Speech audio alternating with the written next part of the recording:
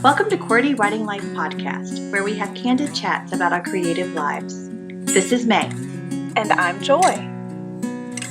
For more information about our podcast, monthly newsletter, or author resource series, visit us at QWERTYWritingLife.com. That's QWERTY, spelled QWERTY. It's the first 6 letters on your keyboard. So, are you ready? Grab your tea. Or your coffee, and let's chat. Hello, everyone. It's another week. Hello and welcome. Today, we're going to be talking about what we will sacrifice for our art. But before we do that, let's talk about our creative weeks. Joy, what did you do? Oh, so I have had an amazing few weeks of unexpected and, well, I don't know. I'm trying to think of another adjective. There's so many that are floating in my head. Anyway, just unexpected and wonderful opportunities to write. I didn't necessarily plan any of this. I kind of got to a point where I thought, this could be a possibility, but I didn't really tell a whole lot of people because I was like, this is probably going to get messed up. But I was able to complete the first draft of my Animal Tales book, which I'm super excited about. I was telling May earlier, it is probably the roughest first draft of any of my books, but I'm 100% okay with it because it was one of those things that I needed to get it to an ending point so that I could figure out what needed to be in it and how to bring it all together. And that's going to come in the revisions, which I'm excited about. So that happened. And then I started writing a new novel. And this is outside of my Carolina's Legacy Collection world. This is completely new characters, new settings.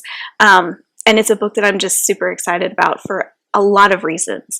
But the writing is going really well. I'm excited about it. It's been fun. Like each session has just been, it's been a little bit magical, honestly. So anyway. Oh, I love it. The magic has returned. I know. It's so exciting. And when we get into the editing process, the magic is still there. It's a different absolutely. Kind of first draft magic. And then there's the marketing and all of that other stuff. And there can be magic in that as well as you're, getting to know people and finding your readers and discovering ways that you can find your readers and that sort of thing too. But in my opinion, and this is humble and, singular potentially, it could, hopefully other people feel this, but it could be singular. There is nothing like discovery magic, like story discovery magic. And Joy is kind of a discovery writer. And so it's a very magical thing. Yeah. It really is. So I will be honest with this book. There are several twists and turns along the way. And the cool thing is the writer gets to discover those first. And I literally, they just kind of came and I was like, oh, that's going to be amazing. So it's kind of an exciting situation where we literally are the first ones to experience those twists and turns and whatever. Yeah. And it's so cool because there have been times in a story where I have thought that one thing was a really exciting twist or a turn. And then as I continued on and started, was working on a story and that sort of thing, I was like, oh no, this, Yeah. But it's a process, and I do kind of love how the longer that I get to sit with a story, I can kind of go a little bit deeper, and it's like, what if this? And then as you get to know the characters, it's like, oh, maybe this is not the best decision for them. This is a good decision. Yeah. And which brings on a whole nother aspect of humanity to the characters and also just fun for the author, I think, too. So yeah, definitely. I love when you get to know your characters well enough to where you're like, Chase would not do that. This is not a Chase thing. No. Right. Chase would do. And then you start to talk about them like they're real people, and then your family looks at you a little funny, but it's all good. Right. And there's an aspect of ourselves in some of those decisions as well, because we're also, in some cases, authors are also trying to figure out some things that we believe and that we that have maybe confused us or confounded us in some point in time in our lives. And so I know there's one decision in particular that I made in a story, and it was because I wanted to think more about it, think more Mhm. about that particular situation, Yeah. and what it means for women and for society and for the character and even for myself. And Mhm. so that is, we get to do that, and we get to kind of come at something maybe from a little bit of an indirect path, but also, I mean, that's what Eudora Welty did all the time, you know? Like any kind of question that she had, she tried to write a story about it so that she could figure out what she thought. I think she Oh, does. that's true. There's even a quote somewhere, I Yeah, there think. is. No, she doesn't know what she thinks until she has written it or something like Mhm. that. That's a very loose, potentially not direct quote from Eudora Welty, but I understand that because there are very many times where I don't know how I feel about a subject or about a situation or I don't know, a societal situation or something Yeah. until I have kind of written about it and simplified it in a way that my brain can't do inside of my head. So Yeah. Oh, that's so true. That's so true. that was a rabbit trail. Well, tell us about your creative week. Oh yeah. So we had some family come down for the holiday, and so there was Thanksgiving at our house, which was kind of cool. Yay. And that's the first time that that's happened. I set some boundaries. I was really proud of myself because I didn't try to do everything, but just could feel that the bandwidth was growing smaller and smaller in all different areas, all kind of put together. And so I was like, okay, this is what I have. You can have the location, and I will definitely cook an amazing side for everybody. And because there's so many people coming that, you know, the side had to be like 2 casserole dishes or more, you know. Yeah. So, so I was like, and I'll cook an amazing side and make sure everything's cleaned up and ready and all that kind of stuff. I said, but if you guys want anything more than a side, you can bring food. And so that's what happened. And we had an amazing spread. It was very yummy. And I tried a new recipe. And I had space for that because I wasn't like running around like a crazy person. And so I altered one recipe, and then I tried a brand new recipe for my green bean casserole. And it was a hit, let me tell you. So I'll have to share that with you later. Oh, yes. I love green bean casserole. Oh, girl, this was the best green bean casserole that I've ever had. Oh. So, yeah, I need to like write it down before I forget that I made something really yummy. But, and then I didn't have a graham cracker crust. Walmart didn't have a graham cracker crust. I know, it was Thanksgiving, so there's that. So I made my very first graham cracker crust. It was not very difficult, but it also kind of lended to the fact that I also forgot pie, like disposable pie things at the store as well. So I had to make some quick decisions because this is something that I had forgotten about, actually. It was like Thanksgiving dinner at the church, and everybody's supposed to bring a dessert. And I was like, well, shoot. And it was Sunday afternoon. And I needed it for Sunday night. So it was a quick turnaround on that one. I happened to have some of the things. Margarita pie is one of my favorite things, too. Ooh. So it's a dry margarita mix, yeah, and then you mix it in with like cream cheese and whipped cream and a little bit of sugar and that sort of thing, and then the graham cracker crust along with it, and it turns into this really beautiful thing. But I was able to layer it, like a big thick graham cracker crust at the bottom, a layer of margarita pie filling, a little more graham cracker crust, you know, a little more margarita, some whipped cream, and it turned out to be even better than it is just in a little thin, you know, pie casing. So. Yeah, sounds amazing. I know, it was so good. I'll have to make it for you sometime. Oh, please do. And so Brent was that's my husband, was very complimentary on both the things. He was like, I really think that you like had the best things at all of the things that we did. And I'm not a cook, like I'm not a chef. Okay. I cook sometimes. And I do try to keep people fed. So this was a really big compliment for me because I don't have a lot of space to try new things and to figure out what everybody likes. And because I was able to be open and honest with family, like this is what I can do, this is what I can't do, and I was able to have a good time with it. So that was really cool. That's not my creative week though. So let me get on to that. I'm super pratty today. I've been working a lot with like data and Excel and reports and things like that. And so I'm just like, human being, look at you. We get to talk about creative and lovely things that are, happen in the real world.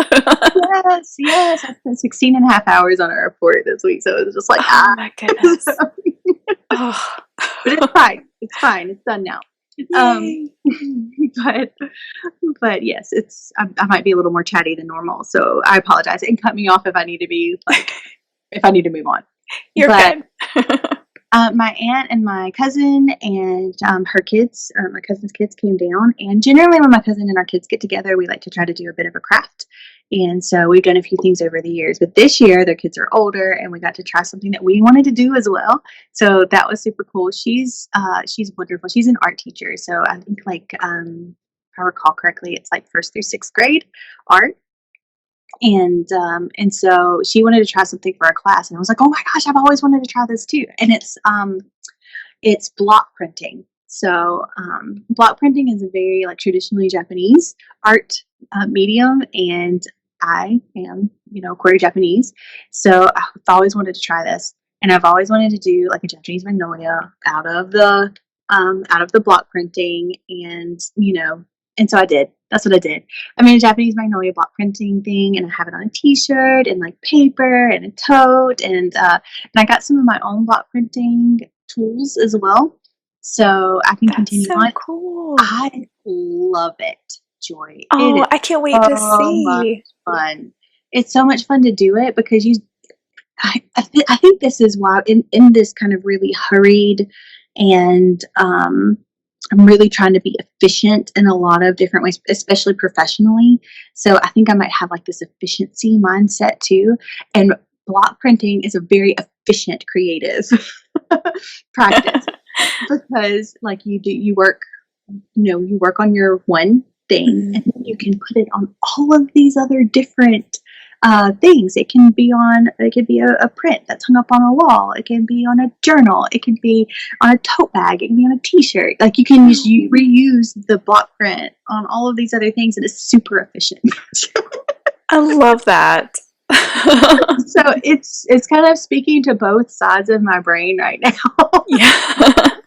And it was a lot of fun to try to figure out what I wanted to do. Actually, I printed off a picture that I had taken of my Japanese magnolia tree in my yard, a bloom on my Japanese magnolia tree in my yard, and then put it on a light board. Which, if you don't have a light board, I love a light board. So put it on the light board, and then did a pencil outline of that, and then kind of put where I wanted to have the dark and the light and that sort of thing, and then transferred it to the I can't remember what it's called, but it's the rubber thing that you have to dig into in order to do your print. So okay. And so that's how I was able to. I took my art, my photographic art, and then made kind of an pen and ink art out of that. Although that's not something that you can keep because I can keep because it in reuse, because it ended up being kind of destroyed whenever I was transferring it over to the rubber thing. And so then I made a whole nother thing too out of that same picture, so I don't know, it's just really cool to see the different ways that you can repurpose the things that you've already done that you love and turn it into something else that you love too. So that's awesome. Yeah. Moral of the story right there. I love that. That is fantastic, and I can't wait to see what you made. Oh, I'm gonna send you pictures. Yay! Super fun. It's super fun. Awesome. Mm-hmm. But that was it. That's what I did. Or that's the big thing that I did. Yeah. Mm-hmm. Well, and I like what you said too about, talking about the holiday and how you set boundaries and stuff like that. And I feel like that works really well with what we're talking about today. Yeah, that was like the perfect thing, because our topic, and we've talked about this just between the two of us before, what will you sacrifice for your art? And when we really kind of sat down and started having this conversation a few months ago, we started out with that whole yes, no thing. And, you know, there's that saying that whatever you say yes to, you're saying no to something else because we only have so much time, right? Right. And so that's really kind of how this conversation got started. Yeah. Absolutely. And Joy and I, because we wear so many hats and have so many responsibilities, we're just so good at things. Yes, that is exactly it. We're not going to talk about how, you know, we're just a little spastic and we like too many things, maybe. I can keep a straight face. I tried really hard. But we do have a lot of responsibilities, and some of those have been impressed upon us, and then some of those are of our own choosing. And so, and life can get pretty hectic and crazy and stuff like that. And then our art sometimes can suffer for that, but also if we neglect our art, then we suffer for that too. So it's this reciprocal thing that happens when whenever we're just kind of living life from moment to moment, which is a very cool way to live life. But also, if we don't have some sort of decision-making skills, which sometimes I don't, then I can say yes before I can really know if I truly can complete the situation or the thing I'm saying yes to in a way that is going to be beneficial, not only for the person who's going to be receiving the end result of that, but also for my family, for me, for my art, etc. So, so sometimes it is like a truthful, like purposeful decision. Yes, I will sacrifice X for my art. And then sometimes it's just kind of, I'm a bit impulsive sometimes in my decisions. And instead of saying like, can I have a moment to think about that? I just go ahead and say yes. And so that means that I've said no to something else. Yeah. So I think, you know, with this question, you know, we just kind of have a few thoughts and things that have come out in our lives, you know, as we've approached this question and an answer to it. So, you know, there are a lot of answers to this question. And it's very personal, and it's like very, you know, for every person it's different, and every day, honestly, is going to be a little bit different too. But one of the things is, like you just said, you know, when you're presented with an opportunity and you have to say yes or no, don't just blurt. You know, take that pause. And that's not easy to do.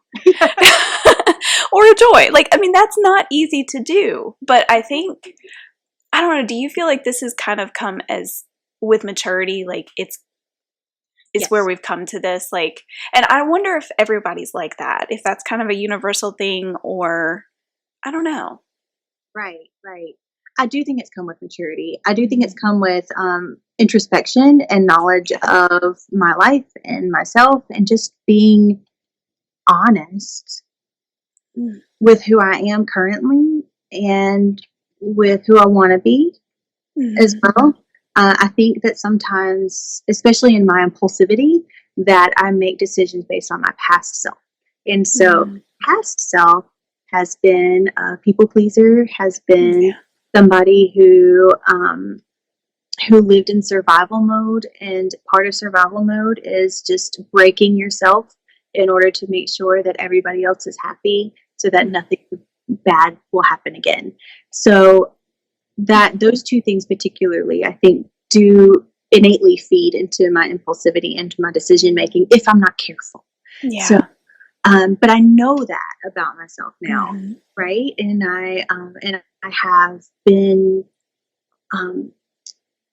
I've been blessed with people around me who also help me see things that I don't, maybe I'm too close to see as well. And then just being able to, you know, listen to my heart and my instincts, and then kind of separate them a little bit and say, is this true? Is this emotion real? Is it true? Is it fear? Is it residual consequences for things that have happened to me in the past that I've, you know, it's definitely, and that all sounds like it's going to take like a month to make a decision on whether you are going to do something or not. But I think that a lot of times these things can be done in just a couple of minutes. Yeah. Just being able to say, "Hey, hold on just a second. What? I will text you. I will text you by the end of the day, or as soon as I make a decision. I have to check on a few things, and when I can verify that I can or can't, I will let you know as soon as possible. And that might be 5 minutes, and it might be 5 hours. It just depends.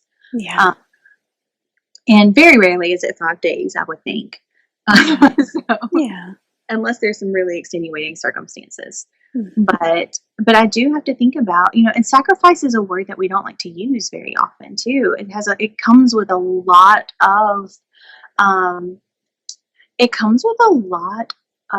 connotation with it as well. It sounds like a word that it has, I don't know, when I think of sacrifice, I immediately think of like death and pain. Pain, yes. Regret sometimes, and just like denial of things that I want, like denial of desire and things like that, like that, and passion and such. So sacrifice does tend to, and it might not for everybody in every culture in every situation, but it can have. It's a heavy word. Let's just say that, like it's a really heavy word, but I also think that time is finite. How we use it is kind of a heavy thing sometimes. So, and sometimes the sacrifice is not something huge. Like like if you choose to help out a neighbor to move furniture or something like that, the sacrifice for that might be, I don't know, an hour of Netflix or something, Yeah. If you weigh that, that's the cost benefit analysis, as we would say in speech and debate, is not great, right? And you like your neighbor, you want to continue that friendship, you want to build that relationship, so you go move some furniture and you watch your show later or something like that, or you don't watch your show, one or the other. But yeah, like, so I don't think we necessarily have to be scared of sacrifice, and B, it's okay that it's a weighty word, because how we spend our time, how we invest in other people, how we invest in ourselves and in our art is a weighty thing. Because it's just, husband's leaving. Oh, bye, Brent.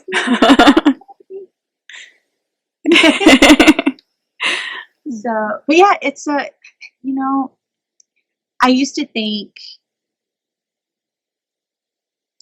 I used to not value, let's say that. I used to not value my time the way that I do now. I've lived half of my life, possibly, at this point in time. There's only half of it left. I feel very mortal, and I feel like my time is very important. And so how I use it and how it can be misused by myself or other people is very much on my mind. So it's weighty. That's a weighty decision for me at this point, in this period of my life. As a teenager, not so much. But yeah, at this point, it's like, I'm willing to sacrifice some things that are more pleasurable things in order to have a greater reward. I don't know if that makes any sense. Yeah. Well, I think what it comes down to is, you talked about all of the introspection and, knowing things about yourself now that you wouldn't have a few years ago and things like that. And so I think that when it comes to a topic like this and a question like this, putting in the work and introspection to know those things is going to make this so much easier. So we're able then to answer questions like, is the yes worth whatever sacrifice that's going to come? We can answer that a little bit better now. And also, another thing that we talked about, and we've talked about our reason whys, we've talked about that a number of times over the years. And so we were saying how important it is to know your reason why for if you say yes or if you say no. Like whatever your thing is, knowing why you're saying that allows you to be confident in what you've said, because you know why you're saying it, and you know why you're either moving ahead with something or you're saying no, we're gonna pass on that for now. Why.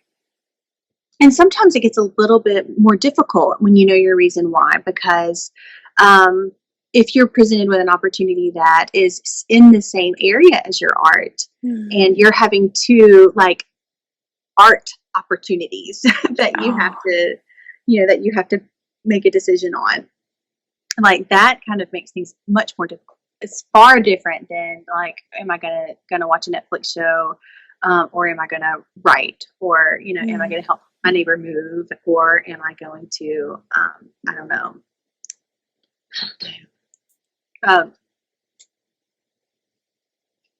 serve the homeless or something. It's a little bit different. It's a little bit different than that, because if you've got two art opportunities that could move you forward in your hopes and dreams, and you know why you're doing your art, and you know where you want to go with it, at that point in time, and you've got two opportunities that look on the forefront that they're good, they're good for you. Like, what do you do with that? Which one are you going to sacrifice? Or are you going to really try to hurt yourself and do both? Or you're going to say yes to both, and then, so this is what happens with me. I would, if this were old Megan, I would probably say yes to both, and then do the best that I could for both of those. But it would not be as good as it could be if I would have chosen one of those and just really thrown myself into one of those. So, Joy, what would you do in that situation? What would you sacrifice? I know, right? Well, that's tough. That is tough, especially if you've got two great opportunities to advance your art. I think you just have to weigh all of the things, like what, who am I going to meet through this? Like, where do I think my, in our situation as writers, which of these situations would put me in front of more of my ideal reader? Like, that could be a big question for us,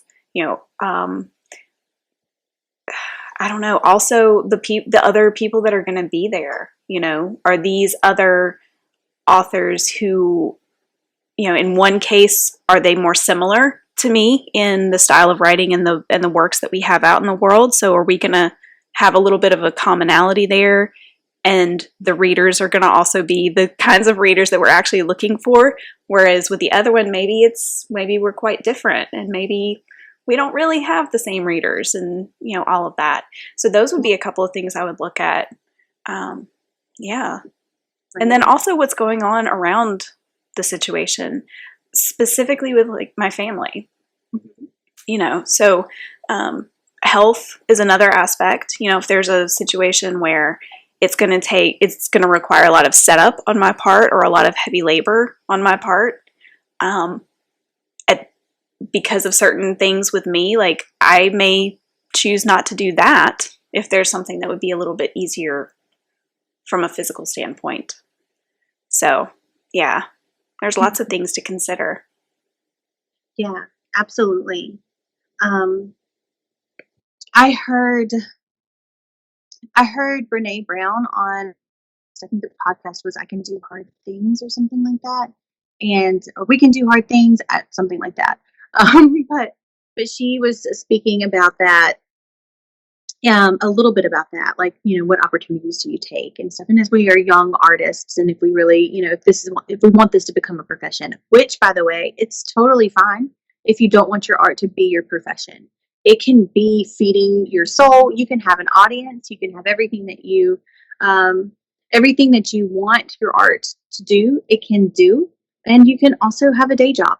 You don't have, like, you can do all of those things depending upon what you want. But if you want it to be your profession, Brene Brown was talking about like all of these opportunities and things like that. And she's a scientist, by the way. So let's step back. She's not necessarily like a creative artist, but I do think that she has a creative soul. So I will say that out loud. I don't know if she would agree with me, but I see it. I see it in her. But she was talking about like having potentially two opportunities in order to have her research more well known. And she was having trouble like dealing with the decision of that. And I think that she might have been a little bit younger, not necessarily younger. No, this was more like an intermediate situation where she kind of had her work established, but this would have kind of just, she had this pattern of saying yes to everything, and she was really, really burnt out and tired. And so somebody asked her, what do you want to have responsibility for? And I thought that was a very interesting question, because saying yes or no and the word opportunity and that sort of thing seems a little bit less weighty than the word responsibility. Yeah. So the word responsibility means that I own that, right? You take an opportunity that's provided to you. You own a responsibility, and whatever results from that is an example of you in some ways, right? Yeah. So if you're having trouble choosing which opportunity you would like to have, like the organization that is providing it, the people who are there, who you're going to be working with, and the results, whatever the results could be of that opportunity, do you want to have responsibility for that? Is that something that you want to own? And if the answer is like, there's your answer. then maybe you choose the other one. Yeah. So, and also, like, we go back to, yes, our reason why, and our reason why is super, super important, but also like our fundamental standards, right? Yeah. So, guys, I am so sorry if you guys can hear like all of the yard work that is going on right now in my neighbor's yard. I apologize. So hopefully you can hear my voice as well. No, thankfully, I don't hear anything. Like, I don't hear any of that. It's so fun. Oh, good. That's good to know, because it is rather, rather loud. Oh, But for me it is. But that kind of put a different spin on my decision making as well, where it could be just like oh yeah, I can do that, or something like that. Like, do I want to own the results of whatever happens, good or bad? Because they will be mine, even if you're working with people, like, it's the results of the whole situation, Yeah. So I love that way of looking at it. And sometimes, so when we were talking about this whole concept of sacrificing for our art, we talked about a few things that we've experienced or we've observed amongst creatives. And sometimes we tend to glorify the things we're sacrificing for our art. And now, I don't think that this is either one of us, but I have seen this in the creative community where people almost tend to think that they have to have broken marriages or broken relationships or like just really brokenness in order to be proper artists. And that's just not the case. It's just not. Oh my goodness. It's just not. But we do, on a smaller scale, like, there are certain things that we do tend to glorify. I think a good case. Yeah, like being poor, or the starving artist. The starving artist. Right. Yeah. Or like, I know I have a tendency to push myself to breaking points. And so for me, it would be okay, I stayed up until 3 a.m. to write, and I had to get up at 5. And, so I'm going with no sleep, and I'm hurting my body because I'm sitting at my desk for so long. And, there was a time where, like, I would embrace that. Oh, look what I've done for my art, right. And that's not healthy. That's not right. That's not the kind of sacrifice. Because I think, and maybe this is what we need to say too, that there's a good sacrifice and there's a bad sacrifice when it comes to this. Like, yes, when you say yes to something, you say no to something else. So there's just that aspect of things. And that's just life. And that's just life. Any place in life. Right. Exactly. So there are good aspects to this, but then there are the bad ones, and it's things like that where you're doing damage in some other way in order to do that sacrifice for whatever it is. Right. And there's also a healthier way to do that too. So, for example, like, if you are on deadline and it does take an all-nighter in order for you to get everything done, but you have made a conscious decision to pull that all-nighter, and that after you fix breakfast or something like that for the kiddos and get them off on the bus, that you're going to be able to recover from that. Like, you planned the recovery path for that as well. And that is something that I've not done well in the past, where it's like, oh, pull an all-nighter or something like that. And then I go to work, and then I work all day, and then I, come home, and I do things with the kids, and then it's 10 o'clock before I go to bed again, and I sleep 6 hours, and the next day, like that kind of stuff,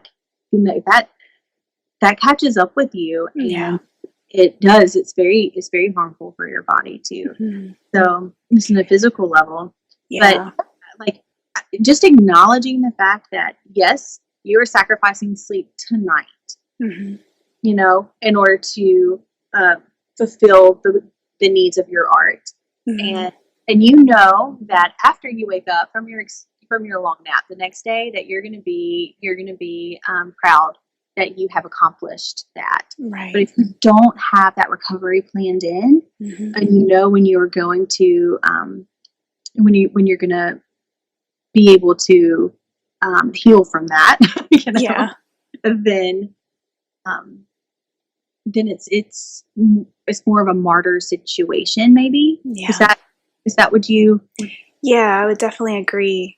And and this is something too that I have gotten better with, and I'm thankful for. But it's once again, it's that learning yourself and knowing yourself. So, for instance, I knew when I did the Louisiana Book Festival. Okay, I knew that I was going to need a little bit of recovery after that, and so I built that in. When I had an edit for a client coming up, that takes all of my attention after I'm done with school with my kids in the morning. Like that is the rest of my time for the however many weeks that I've set aside, and until whatever deadline I have for that. So knowing that, there are two things. One, I have to prepare ahead of time, and like my newsletters or social media or like things like that I would typically be doing, I need to take care of ahead of time. Okay. Right. So I know that. And then also I know that it's going to be many hours on end of sitting. And so I know that I'm going to be hurting. And so I build in, ways to, break times for one thing. But then also when it's done and I've, delivered the edit to my client, I know that I'm going to need a few days to be able to recover and get my body back the way that it needs to be. So yeah, just things like that, knowing yourself and planning ahead, and yeah, just understanding the sacrifices that you will make when the sacrifices are painful or whatever the case may be, Right. and then preparing for that.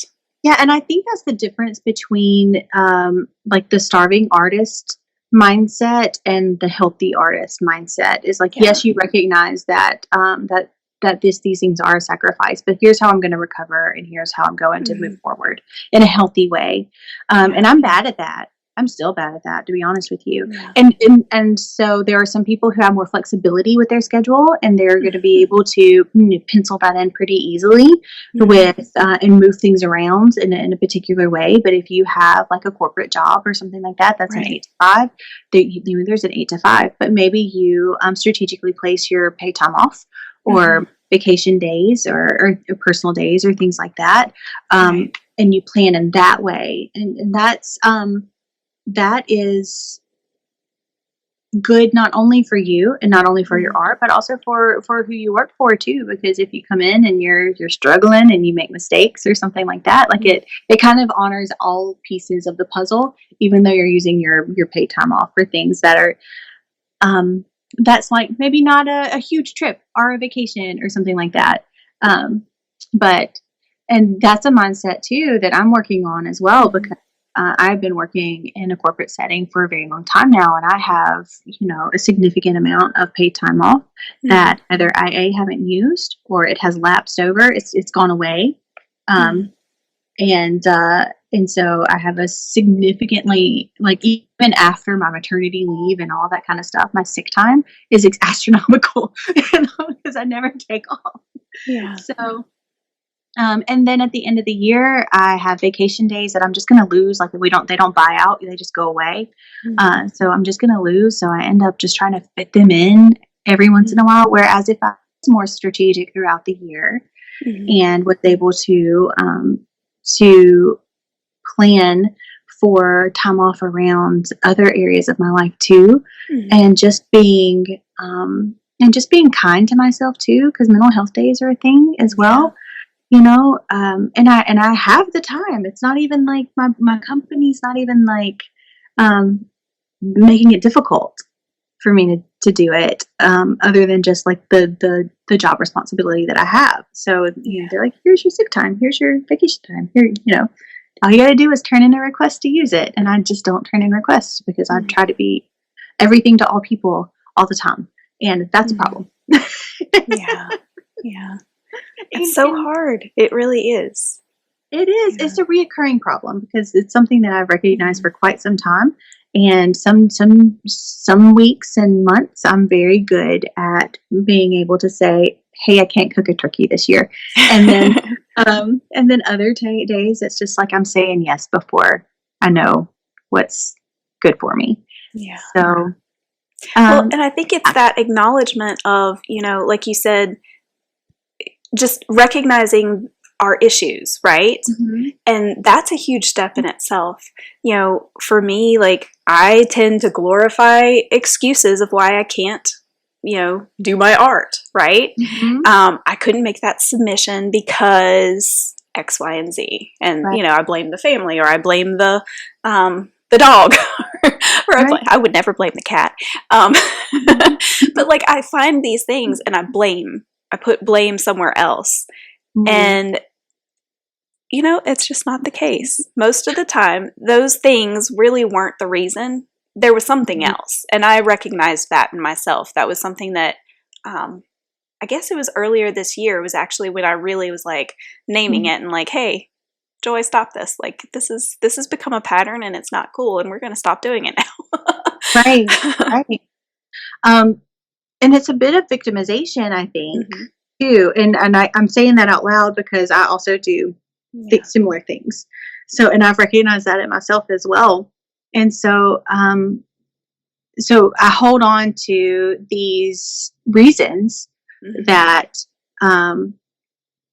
while I'm doing certain things, not necessarily my art, but while I'm doing other things, like I hold on to those reasons while I'm doing other things, and recognizing that, or repeating those things in my mind the whole time while I'm doing other things. So by the time that I really get into it, or maybe it gets done, or whatever, something, or whatever, I'm bitter and angry, and my mindset is just destructive at that point in time.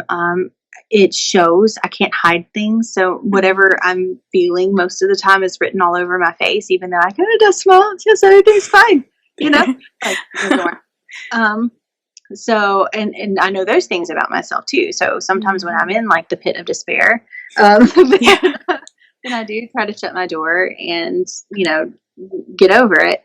But, it's a rut sometimes, and it's very difficult to get out of sometimes. But I do recognize that if I can think about things that are going well and going right, then while I'm in this rotation of just like unable to do all list in a timely manner and so on and so forth, and just keep working toward the next thing, whatever the next thing's in front of me that needs to be done immediately, like just keep working toward those things and trying to make the best decisions, trying to prioritize in the best sort of way, and just being thankful for the things that are going well. And then that does tend to get me a bit out of the victimization mindset. Am I still a victim? In some ways, yes. In some ways, yes. But do I have to embrace that as who I am, or am I being victimized? You know what I'm saying? Like, it's a difference that I am a victim or I'm being victimized. So one is an identity statement, and one of them is an oppression kind of a statement. If that makes any sense. Right. So, and in one of those things, you can control, and one of those things you can't.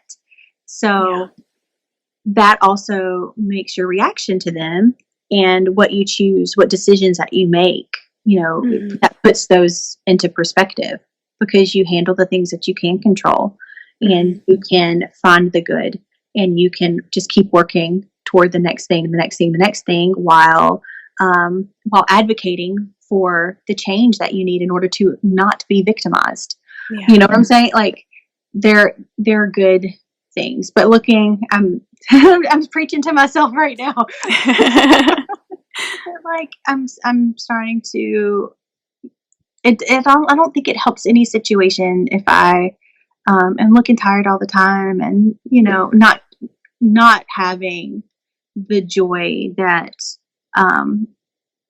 that comes from just living this beautiful life, you know, and not holding on to that on a daily basis. It doesn't help the situation. It doesn't help me. And so it doesn't help my family and that kind of thing too. Right. So those mindsets, starving artist, victim, you know, martyr in a bad way. Like there are martyrs that truly have been martyrs and, you know, right. But like the maybe self-proclaimed martyrdom. Is that kind of what we're talking about here? Yeah, definitely. Yeah. Like, and those things can also cloud what you choose to sacrifice and what you choose to uphold. Right. So mindset's a huge part of that as well. Yeah. Yeah. Mindset is huge, and a proper approach on both sides of the spectrum. You know, like you were saying, you know, we consider ourselves martyrs when we're not producing, you know, oh, poor me, you know, I'm not getting to do this or whatever. We consider ourselves warriors when we are, and we go on the opposite side where we're pushing ourselves to such extremes in order to do that. And we're like, oh, but look at me, like, look at all the stuff I'm doing. I mean, I'm killing my body, but whatever, you know? Yeah, but like, look at this art. Yeah.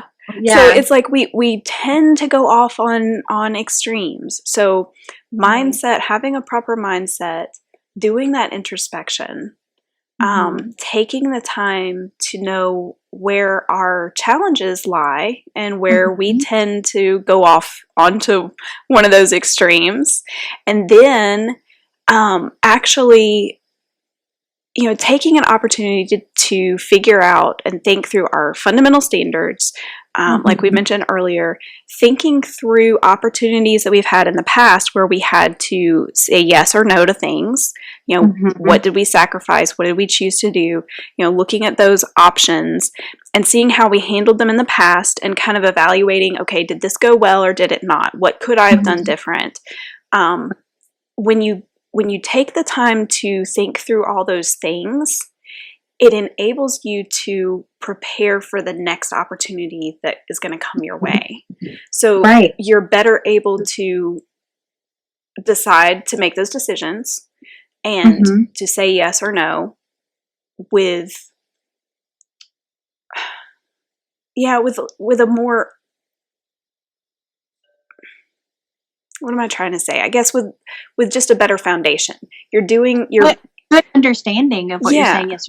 Right. And I think also kind of helps alleviate regret at the end of it too. So if this turns out to be something that's doesn't turn out well, or you accidentally sacrifice something that you didn't mean to, or you know, it has an unintended effect, like you have, it's not a surprise, you know, or you know that you had done all of the heavy lifting on the forefront of it to try to prevent anything negative that could have happened. And it happened anyway, and that's just life sometimes, you know? Right. So you're able to recover from that bit of disappointment in a better way too, than just like, oh my gosh, life is attacking me, you know? So right. And, you know, to when you do come out of whatever it is that you've said yes to, you take the time to evaluate it and see how it went, see, you know, I think when we just give ourselves a few minutes after these things to evaluate, to take stock, it's going to help us for the next time, you know? So there's that too. Yeah, absolutely. And I want us to take it. Yes, I want us to take it for our art, but I also want us to kind of take it into our personal lives, into our professional lives, and our spiritual lives, and you know, all aspects of it, because it is such a huge thing. And if we're saying, you know, if we're doing things well in one aspect of our lives, and I think it will automatically overflow because we just really enjoy the results of it. But if we're intentionally doing it in all aspects of our lives, then it might just, it might be a faster, good result, you know? But Well, and I think like as we've talked through this, like we've interconnected all the aspects of life, you know, and I think that that's just the way that it is. And I think understanding that it does all flow into one another, right. is perhaps a big mindset thing for some people. Maybe you haven't thought of it in those terms. Maybe you've Right. tried to keep things completely blocked and separate, and I don't think that that's fully possible. So that may be a potential other thing that some people could really benefit from considering. Right. And just like looking back on the last 5 years that we've been doing this podcast too, Joy, we actually did it very early on, yet maybe year 1, year 2, something like that, episodes on boxes. Yes, we did. Yeah, we did. And even we were leading toward this, like in retrospect, I can see it now because at first we talked about boxes, and then we talked about boxes and maybe having the lid off those boxes and let those, you know, some of those things mingle and incorporate everything. And now I think that over the last 5 years, I've really learned that I don't have boxes. That really, the lessons that I've been learning in one area of my life really should be applied to all of the areas of my life as well. We're an open stall flea market situation. Right. Very much like that. Also, I adore flea markets, and I love that metaphor so much. I thought you would. You're welcome. But this is the situation that I think that maybe some of us, because I'm assuming that we have a lot of adults who are listening, that we probably don't have a lot of young teenagers or people who are young adults who are going into like college or career, like early careers and things like that, that this is likely people who are like us, who are a little bit older and wiser and have lived a smidge. So, and if that's the case, you may find yourself a little bit like me, where I've written down all of the things that I need to do, that I've responsibilities for during a day, and there are not enough hours in the day in order to really do all of the things that I've committed to, that I've said yes to. And the no's have in some cases been detrimental to my health, to my family, etc. So I am working on a bit of, and it's slow going because time, a bit of an action plan for that. So I'm going to share it with you guys. So in case you need to know at least what my action plan is, and maybe it's something that you want to, tailor to your situation. But if I were to accomplish everything in a day, I would have to wake up at like 3:20 in the morning, and I wouldn't be able to go to bed until like 10:30 at night. So obviously that's not enough time to sleep, and that is not with like relationship time and time for error and time for evaluation and introspection and all of that kind of stuff too. So that's pretty sad, right? Yeah. So, but it did include, like, I think I included some exercise, and I did include time for like reading my Bible and breakfast and things like that too. So there were some aspects in there that I was like, if this was the ideal, the best that I could do, this would be the thing. So, but since I've already committed to all of these things, then I do have a responsibility to own the result of that, right? So what I'm working on now is an action plan on how to either train or delegate some of those things to either other people. Like my kids are getting older now, so there are some responsibilities that they might be able to do on some of these things that this is, and maybe even incorporates into a bit more of an allowance or something. For some of these things, and that's okay. Like, is it worth an extra couple of dollars in order to not have to spend 30 minutes to an hour on X, Y, or Z, while it also builds responsibility and character for your kiddo? Like, it seems like that might be a good thing for me to be able to try to do, especially for my older kiddo. Then also, if there is something that is repetitive or something like that, and it's not something that fits into who you are anymore or who you want to be, then going ahead and saying, and telling whoever needs to know that in 6 months or in 3 months or something like that, that you're no longer going to take on this responsibility and they need to find another person. Maybe here's a couple of names of people who have the desire to fulfill a responsibility like this. Yeah. So just, and not just like, I quit, but, help ease the transition if you can, right. Into something that is, good for the people, and you can keep that relationship between you and the organization or the host or whatever it is. Mm-hmm. But you can also be kind to yourself, mm-hmm. and find sacrifices that are more meaningful to you than what you have already delegated into your life. Another thing is just to literally just say no to some things.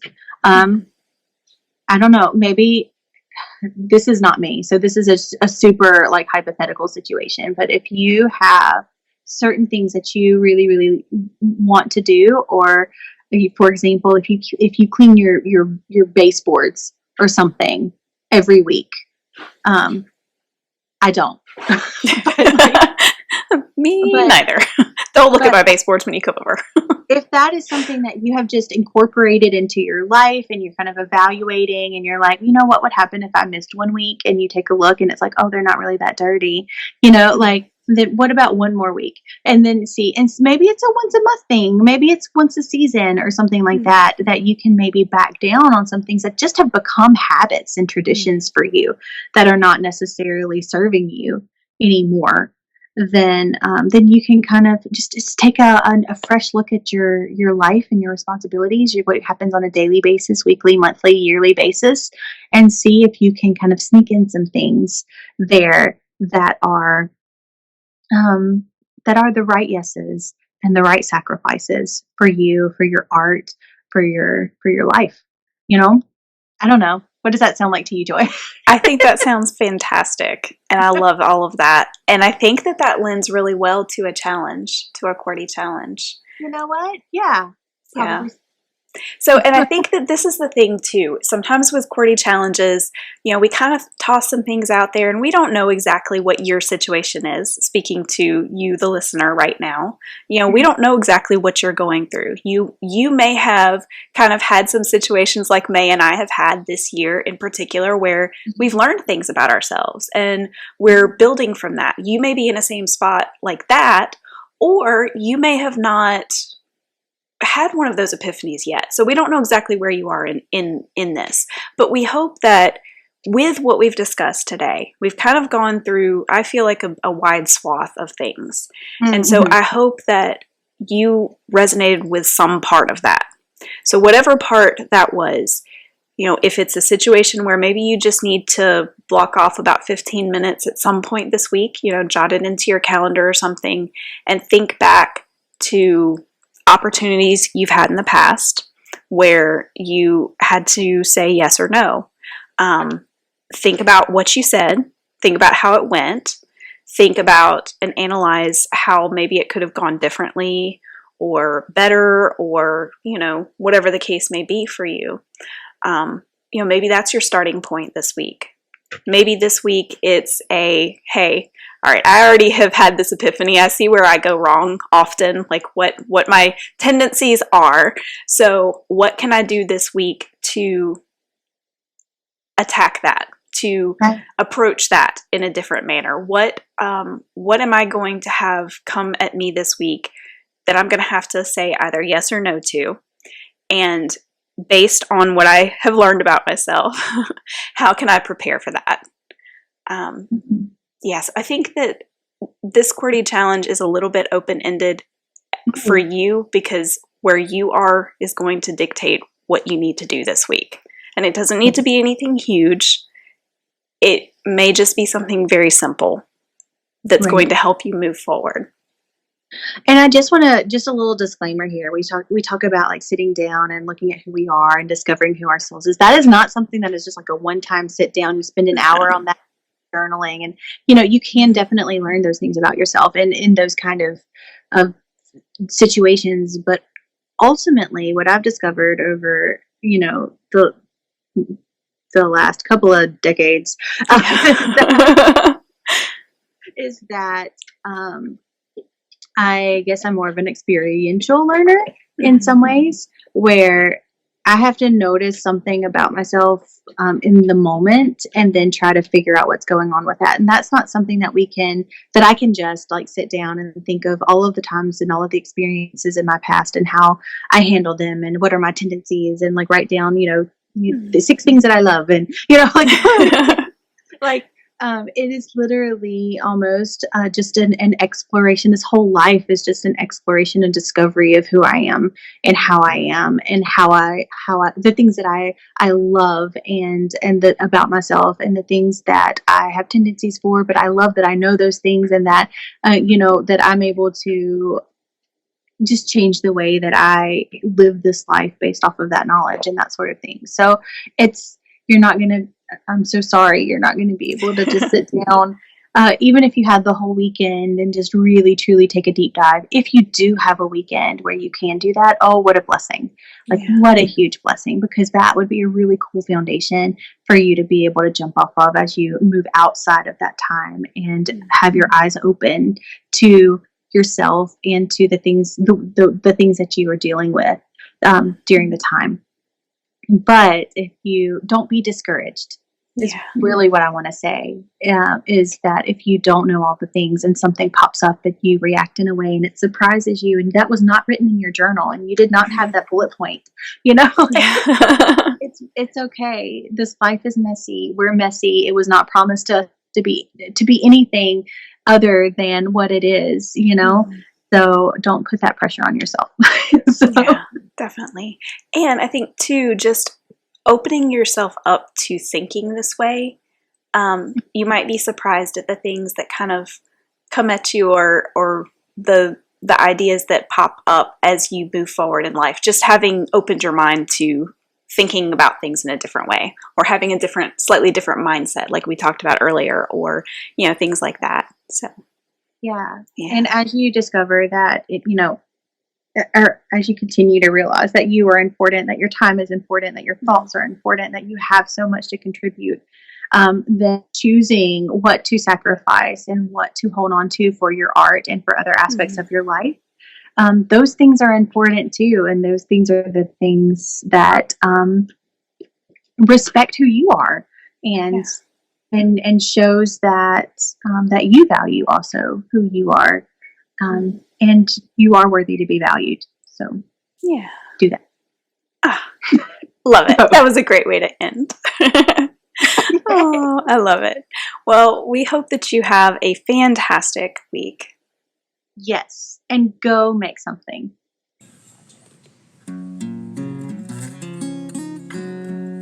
Thanks for tuning in. We hope this episode encouraged you. Like all creatives, we thrive on consumer recommendations.